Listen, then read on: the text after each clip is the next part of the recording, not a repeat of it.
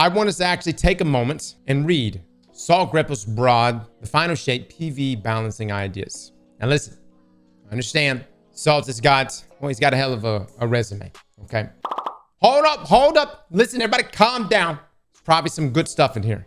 Let's just go into this objectively. Let's read it. I'm curious to know what his thoughts are. So let's just give it a read. Extend the exotic primaries red bars buffs to all legendaries and give every primary aside from hand cannons a 25% buff to majors and bosses. Leave out some top tier exceptions like revision, outbreaks, etc. The goal is to not have primaries feeling useless when hitting anything that's not a red bar. If some exotic primaries feel underwhelming compared to their legendary counterparts, buff their exotic traits. Exotics should feel strong due to their specialties anyways, not due to an arbitrary 40% buff. So what he's saying here, because exotics by default do more damage against red bar enemies, all legendary weapons should be brought up to that parity. I mean, automatically when you pick up Sunshot, Graviton, or, a variety of other exotic weapons, Final Warning, you feel the power behind it. And some of it may be due to the fact that, well, it's an exotic and, its exotic trait plays into whatever playstyle you're utilizing. But at the same time, it's also because it's doing 40% more damage. Now, it is interesting he left off hand cannons, but this is just 2 majors. Everything would have the same damage buff against red bars, and then hand cannons would be the only things that don't get the buff to majors. I wonder if this is like in some way trying to counter Lucky Pants, but we'll continue. Revert the change where chunks of ability energy, momentum transfer, demo, etc.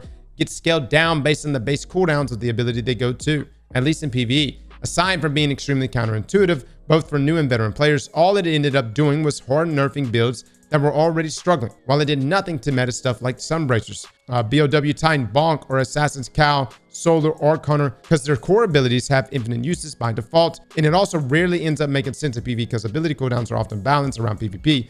Example, Fusion Grenade, the best PvE solar grenade for Warlocks, is the lowest cooldown. So what he's mentioning right here is Sunbracers, Banner of War Titan, Bonk, Assassin's Cow, Solar, or Hunters. They always have their abilities up anyways. So Salt's mentioning that the nerf here to momentum transfer and other mods didn't really make a difference. I mean, he's got a point. There are certain loadouts that take advantage of infinite gameplay loops, and it doesn't matter. It really doesn't even matter what mods you use. Obviously it helps, but at the same time, Kickstart mods got nerfed. You remember Kickstart mods used to work without having an armor charge. Now you need an armor charge. Just put on Heart of Emos Light. Titans, I hate to tell you this, but Heart of Emos Light got picked up, okay? I know, you guys are clutching it like it's still 1985. It's dead, all right? You get a tiny benefit from it. The nerf to arms class item mod like Impact Induction, Bomber, etc. can stay. They were overtuned compared to other armor mods, and reverting the change mentioned above will do enough to make them feel good again. Okay, now rebalance sources of damage resist, especially passive ones. The goal of this is to make the damage you take feel more intuitive or predictable, increase build variety, and reduce the need for developers to come up with a cheese or one-shot to kill the players. It's also a good occasion to do this since GMs will be going from -25 to -20 cap. While the difficulty of some old content will slightly vary and increase due to this, that's not the intention. It's just an inevitable side effect of a balance patch in a live service game, and I'm in favor of changes to mitigate that, if possible. I truly think having more consistent damage intakes could severely improve the game long term, especially for newer players. Most people do not use full meta builds with high damage resist and don't utilize it properly. So if the game won't balance around anymore, they would be able to use various builds without being at a strong disadvantage. So what he's saying, oh, okay, so here it is. Here are the values that he's proposing. All right, so, all right. Resilience, instead of 30% at tier 10, 15%.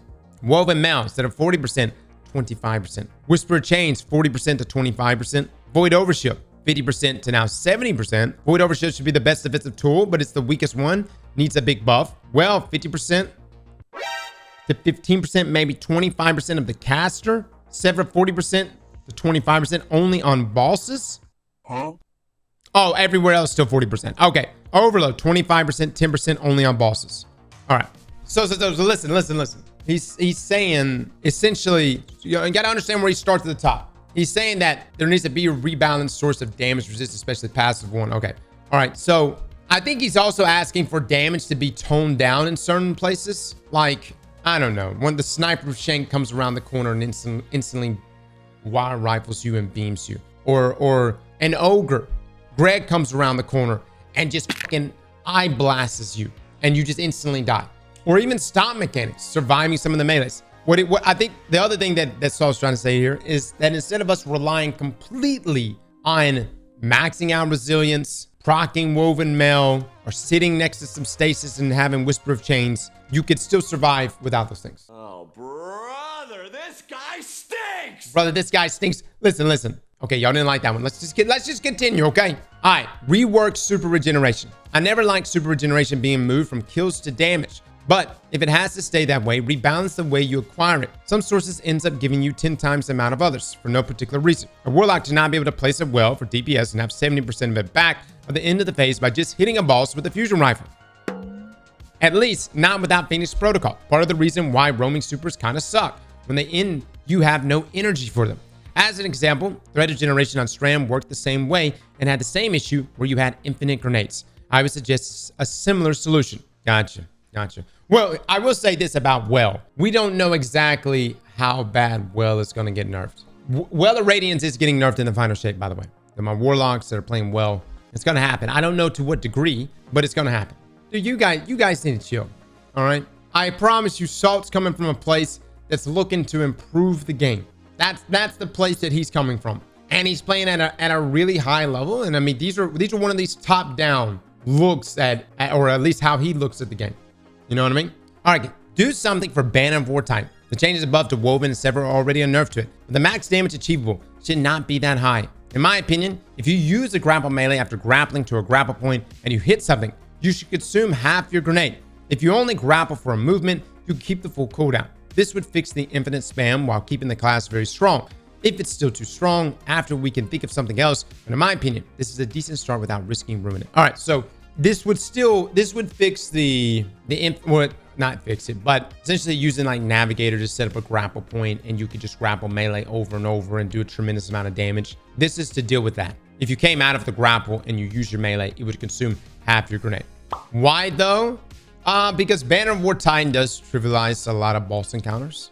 I think the only issue is like usage statistics are going to show that not many people take advantage of it. And so we'll just have to see what happens. I do know that 1-2 punch got nerfed. This actually raised the stock up a little bit for grapple melee stuff. 1-2 punch getting nerfed, turning it essentially into 1-1 punch meant that the previous gameplay loop for Banner of War Titan is what got hurt the most out of that change. Not like a huge thing, but it did hurt it. Buff Suspend. At least double the duration on anything that's not a champ. I see why it's needed to be nerfed for champions, but there is no reason it should have got hit that hard for red bars. Any other non-strand ability would have likely killed red bars anyways. Yeah, it definitely hurt for which Abby and Leap you could still use, but talking about the suspend duration, essentially allow us to go back to those old Abby and Leap builds and just suspend everything away. Hard buff shatter damage. Ooh, okay, stasis needs a lot of help, and the CC alone isn't enough to justify running it. Freezing and shattering something should do way more damage. Otherwise, it's just a worse suspend because enemies instantly break out when you shoot them. Yeah, I will say this. A lot of the stasis builds we've utilized this past season has taken advantage of the 2 artifact mods. We need those 2 artifact mods just baked into stasis. Either that or it just needs a lot more damage because I wouldn't be able to use stasis as effectively without those artifacts. Those artifact mods is the only reason why we've been able to use stasis and things like Onslaught. And I know some of you are probably rocking Osmiomancy, and that's a little bit different scenario. But yeah, I would be down for like a huge PV shatter damage buff. Let's continue. Now, rework stuff like surges, reserves, etc. Anything that incentivizes heavy loadout swapping mid-encounter is cringe. It's not about buffing or nerfing. It could go both ways. For example, I'd rather the reserves value to be the standard than it to be this current weird swap to it and take it off system. Or they can make you lose the extra ammo. If you swap reserves off, the whole ammo system needs a rework buff that would need its own posts. Ultimately, I don't care what they do, and I don't think locked loadouts are fun. I would just love for the system that I might not make you feel like you're playing the game wrong if you aren't in your inventory 24/7. We also need more variety and armor mods, but that's also a long conversation. So essentially what he's saying, so like before you rally, you would swap to an armor piece with 3 reserve mods for that associated heavy. You rally and then you swap back to whatever resist mods and you don't lose ammo. What he's saying is you would lose that ammo. The other workarounds would be like taking advantage of surge mods. Way back when we used to take advantage of Celestial Nighthawk getting buffed by kinetic surges, we would have 2 kinetic surge mods. We would have a swap off for it, loadout swap for it, where when we popped our Goldie, we would do our one shot with Celestial Kinetic surges. And then, because I was rocking Apex Predator, I would go in, do my loadouts to swap to my solar surges. So then I could take advantage of the damage buff for Apex. TLDR, he's saying loadout swapping mid-encounter does not need to become the standard. You don't need to be hitting up LFG squads and saying, hey, all right, we're going to do damage. Then you're going to loadout swap. And then you're going to loadout swap again. And then loadout swap one more time right before the next damage phase. Because then now we're just playing inventory simulator. Do we loadout swap though? Yeah. Yeah, I fucking loadout swap all the time because it works. All right, honorable mention, fix Cenotaph stacking with multiple players. This is self-explanatory, just makes no sense. It's both a boring playstyle and super problematic because it gives infinite heavy ammo in in-game activities. Yeah, so the other thing too is you could actually stack Cenotaph with Aeon Gauntlets and just do an ass load of heavy. And look, the thing about Cenotaph and other like Aeon Gauntlets especially, and we've utilized it in day one raids, man, it has saved us. It has saved us in day one raids. I mean, having the ability to produce heavy ammo, especially when you're getting damage checked, is huge. He's not saying that Cenotaph shouldn't work, but you shouldn't be able to have the ability to double stack it every which way. Those are the most generic and broad suggestions I have, while still being specific where needed. Obviously, there are plenty of single buffs and nerfs needed to plenty of exotic weapons and armors. I might elaborate on those in the future, but for now, those are more important, urgent in my opinion. And as always, Bungie does not do things because I suggest them on Twitter. This is purely feedback from a passionate player. Not that most of this could likely even get implemented anyways. The final shape is in just a month. But yeah, still felt like posting this even for future reference. Thanks for reading and be civil in the replies. I'll try to reply to as many as always. Very nice. Very nice. I will also add one suggestion. Hey, Destiny community, stop being little bitches. All right, how about that? Huh? How about, oh, I can't do this. I can't do that because my Well of Radiance is going to get nerfed. How about you get on a time? Huh? How about you go fist the witness? I bet you won't. All right. Salt, thank you so much for this post though, man. I agree with a lot of these. I think the only thing that I'm still kind of questioning is whether or not legendary weapons should be brought up to parity with exotics. It's just one of those things, man. Like, I feel like this may like push me to just always use nothing but an exotic heavy now. You know, I don't know. There's a balance between the both of those. Slap that like button like your mama told you right.